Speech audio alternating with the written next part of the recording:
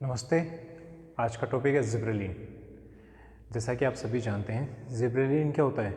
Plant के internode जो आपके होते हैं, इंटरनोड इलोंगेशन के लिए जो मेन फैक्टर रेस्पॉन्सिबल है वो कौन है? जिब्रेलिन है। आप जनरली जैसा मान लो आपका ये प्लांट का स्टेम है, ये आपके नोड्स हैं, ये आपके नोड है, और ये जो बीच वाला डिस्टेंस है इसको अपन क्या कहते हैं? इंटरनोड। तो जो इंटरनोड के लिए इलोंगेशन के लिए जो सबसे ज़्यादा इंपॉर्टेंट रेस्पॉन्सिबल हार्मोन है प्लांट के अंदर, वो कौन है? आपका ऑक्सिन है, सॉरी जिब्रेलिन है। सबसे पहले आते हैं कि प्लांट के अंदर जिब्रेलिन की डिस्कवरी कहाँ से हुई। कुरोसावा एक जो साइंटिस्ट थे, उन साइंटिस्ट ने सबसे पहले क्या देखा कि एक फंगस है जिसको जिब्रेला फ्यूजिकुरोई या फिर फ्यूजेरियम फ्यूजिकुरोई बोलते हैं।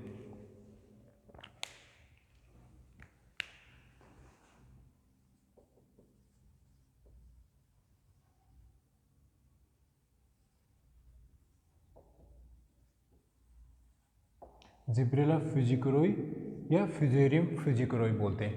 उन्होंने ये देखा कि ना कुछ राइस का फील्ड था, राइस के फील्ड में वो पर्टिकुलर इसी फंगस पे काम कर रहे थे, इस फंगस पे काम कर रहे थे। तो उन्होंने देखा कि जहाँ जहाँ राइस के फील्ड में ये फंगस लगा हुआ है वो प्लांट कुछ ज़्यादा ही बड़े हैं। बाकी प्लांट्स तो क्या हैं, नेचुरल जो नॉर्मल हाइट के थे, बट ये कुछ प्लांट्स थे जो राइस के क्या बहुत ज़्यादा इलोंगेट हो रखे थे। तो उन्होंने देखा कि कहीं ना कहीं ये फंगस रेस्पॉन्सिबल है इस चीज़ के लिए। तो उन्होंने उसको आइसोलेट किया, और उसके बाद उन्होंने ये देखा कि ये जो उस पर्टिकुलर जो राइस जो बढ़ रहा है उसके लिए कौन रेस्पॉन्सिबल है? ये पर्टिकुलर फंगस है। और इसी के बिहाफ पे उन्होंने उस पर्टिकुलर डिजीज़ को नाम दिया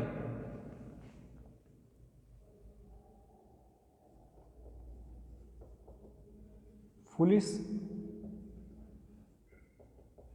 सीडलिंग या बैकेंड डिजीज ऑफ राइस। ये इंपॉर्टेंट है, ध्यान रखना कि फुलिस सीडलिंग या बैकेंड डिजीज ऑफ राइस किससे होता है? जिब्रेला फ्यूजिकुरोई से होता है। और जिब्रेला फ्यूजिकुरोई क्या सीक्रेट करता है? जिब्रेलिन सीक्रेट करता है। और जिब्रेलिन के सीक्रेशन की वजह से इंटरनोड्स जो इलोंगेशन होता है, इंटरनोड के इलोंगेशन होने की वजह से क्या होगा? प्लांट का हाइट बढ़ जाएगा। और ये किसने बताया? कुरोसावा ने बताया। बाद में आते हैं याबुता एंड सुमिकी। याबुता एंड सुमिकी, इन्होंने क्या किया? उस पर्टिकुलर फंगस को क्या किया? आइसोलेशन का काम किया। इन दोनों ने क्या किया? उसको आइसोलेशन का काम किया। सेकंड जो है ये, इन दोनों ने क्या किया? आइसोलेशन का काम किया,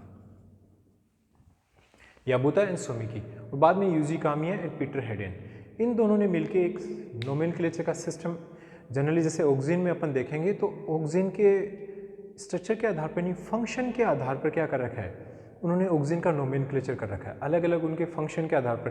बट यहाँ एक ध्यान रखना कि gibberellin are classified according to their structure and function, जबकि auxins are classified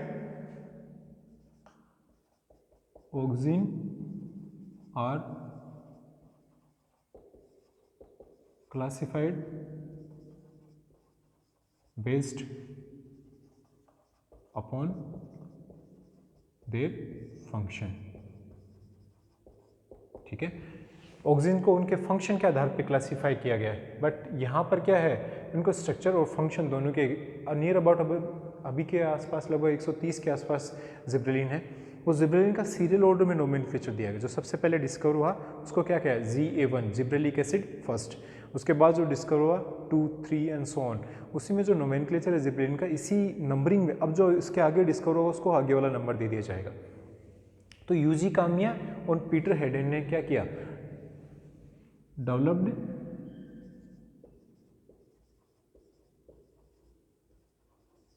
system of nomenclature. उन्होंने क्या किया कि कैसे आपके जिब्रेलिक एसिड को क्लासिफाई किया जाए, इसके लिए उन्होंने क्या किया? सिस्टम डेवलप किया। ठीक है, अब आते हैं जिब्रेलिन। जिब्रेलिन क्या है? एक वीकली एसिड है, ध्यान रखना। फिर सेकेंड है टेट्रासाइक्लिक डाइटरपेनोइड कंपाउंड है। जितने भी जिब्रेलिक एसिड होंगे उसके अंदर मेन फंडामेंटल यूनिट क्या रहेगा? टेट्रासाइक्लिक डाइटरपेनोइड कंपाउंड। उसके अंदर जो मेन फंडामेंटल कंपोनेंट रहेगा। फिर क्या है, इसका ट्रांसपोर्टेशन क्या रहेगा, नॉन पोलर है, जबकि क्या रहेगा, auxins are transported both polar as well as non polar. पर जो मेजर कंपोनेंट रहेगा, ध्यान रखना, वो ऑक्सीजन के अंदर क्या रहेगा, आपका पोलर। तो सिंपल फॉर्म में लिख सकते हैं कि ऑक्सीजन आर ट्रांसपोर्टेड पोलर, जो मेजर कंपोनेंट क्या रहेगा, पोलर रहेगा। फिर नेक्स्ट है classification based upon structure and function. Gibberellic acid का जो क्लासिफिकेशन है is based upon structure and function, while auxin classification of auxin is solely based upon their function. Next है synthesize कहाँ होता है, एपिकल टिश्यू और young leaves में। आपके जितने भी एपिकल टिश्यू होंगे, चाहे आपके सूट हो चाहे रूट हो, उसके अंदर क्या होगा, आपका जिब्रेलिक एसिड का, ऑक्सीजन का, जिब्रेलिक एसिड का सिंथेसिस होगा। जबकि ऑक्सीजन का सिंथेसिस कहाँ होगा, ऑक्सीजन का सिंथेसिस कहाँ होगा, आपके जो जितने भी सिर्फ जो एपिकल पार्ट हैं, अबाउ ग्राउंड पार्ट्स हैं, सूट्स की फॉर्म, वहाँ पर उनका मेजर सिंथेसिस होगा। अब इनका हाईएस्ट लेवल कहाँ पर मिलेगा, आपके इमेच्योर सीड्स या जो डेवलपिंग फ्रूट्स हैं उनके अंदर क्या मिलेगा, जिब्रेलिक एसिड का हाईएस्ट लेवल मिलेगा। तो अभी तक लगभग नियर अबाउट क्या है, there are 135 type of gibberellic acid have been discovered अब तक, ठीक है। पर यहाँ कुछ 3 ग्रुप्स हैं जो एक याद रखने वाली चीज़ है। जो GA3 है, ये क्या है, आपका जनरली क्या है, आपका हाईएस्ट लेवल मिलता है इसके अंदर। मींस कि जितने भी जिब्रेलिक एसिड के फंक्शंस होंगे उनको करवाने का काम कौन करेगा, आपका GA3 करेगा। अब ध्यान देने वाली बात है, जब आप अपन इसका सिंथेसिस पढ़ेंगे तो ये क्या होता है, आपके ER क्लोरोप्लास्ट और साइटोप्लाज्म में सिंथेसिस होता है। और इनिशियली सिंथेसिस इसका कहाँ से स्टार्ट होगा, आपका यहाँ याद ही कर लो, ये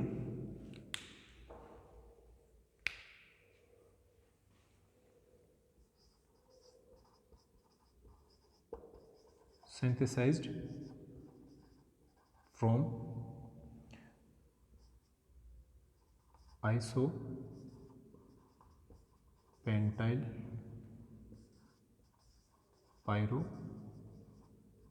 pyrophosphate, जिसको अपन IPPP बोलते हैं, या इसके अलावा जेरानिल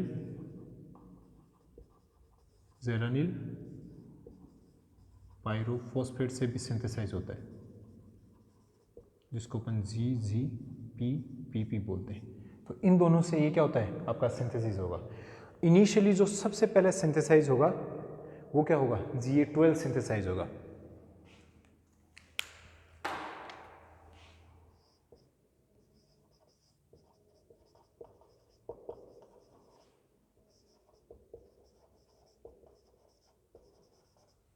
और इस GA12 से ही बाकी के जो जितने भी आपके जिब्रेलिन है, वो बाकी के जिब्रेलिन क्या होगा, इसी से सिंथेसाइज्ड होंगे।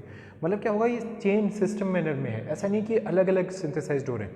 इनिशियली आपका GA12 सिंथेसाइज होगा, उससे लेटर ऑन जितने भी आपके GA3, GA1, GA4, GA5 ये सारे सिंथेसाइज्ड होंगे, पर वो सिक्वेंशियल मैनर के अंदर सिंथेसाइज होंगे। तो हाईएस्ट लेवल के अंदर plant, highest level in fungi and plants. और जो बायोएक्टिव कंपाउंड है जिसकी वजह से क्या होगा, मेजर फंक्शन होगा, वो कौन से हैं, GA1 and GA4 bio active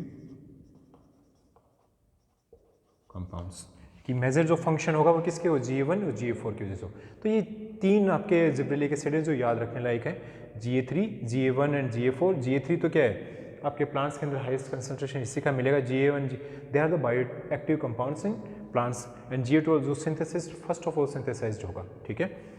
और सिंथेसिस किससे होगा, आइसोपेंटाइल पायरोफॉस्फेट, जिसको आइसोप्रीनोइड पाथवे भी कहते हैं। इनमें से कुछ भी है तो वो एक ही बात है, आइसोप्रीनोइड